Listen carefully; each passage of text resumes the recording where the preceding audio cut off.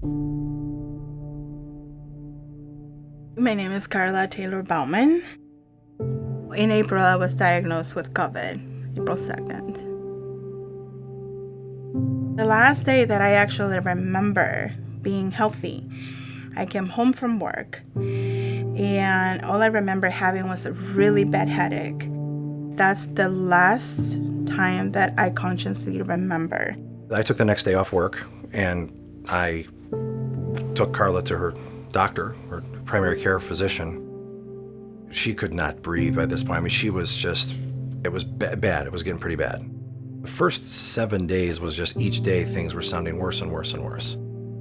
Hearing about this virus going around, hearing about COVID, the way it was spreading, and you know, it's one of these things where you think, it's never going to happen to me.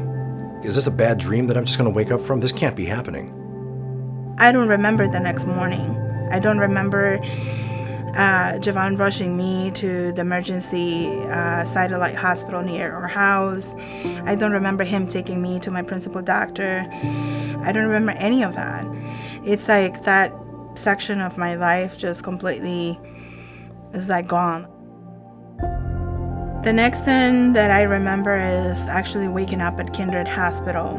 And I just didn't understand what was happening. The nurses had to calm me down and say, hey, you're in the hospital. You've been in a coma for a while and you're just waking up. It's okay. Karla came to us after being in the acute care setting for almost 60 days. She came to us on a ventilator with a trach, and she was minimally responsive. Her kidneys were failing. However, staff knowing how to take care of patients who are on ventilators who are in that situation, they continued to reassure her where she was, what happened, that her family loves her, they've been checking on her, and before long, she's going home. That's the goal.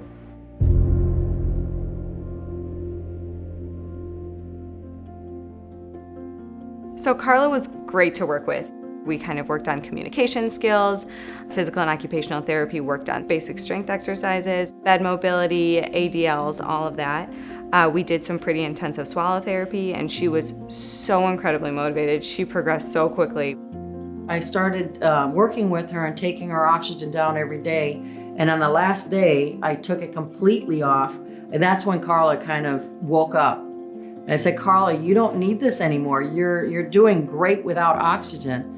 And she just looked at me and just said, thank you so much. Can I go home now?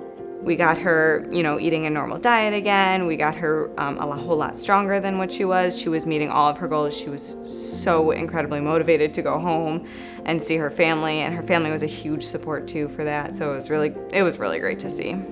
My range of motion, learning how to walk, and just coping with the thought that I couldn't see my family. The staff became my family. That was all I had for 56 days. And after a while, you just kind of depend on them, really, for a voice even, or a self-touch, or someone holding your hand telling you it's gonna be okay. It was that point where it truly hit me that I was truly alive and I was on my way home. It was so emotional. I mean, seeing her see her family for the first time was just incredibly emotional. They were the greatest support. They were always on FaceTime with her. They were always motivating her through therapy sessions. It was just incredible to see her actually get to go home and live at home with her family. If I could have her nursing staff and the doctors from Kindred in front of me right now, I would just tell them all, thank you. From the bottom of my heart, thank you. She's just improving every day, a little bit by little bit. I'm getting there, and I will get there. I started last week going to sit outside in the sun. It just fills me up with joy.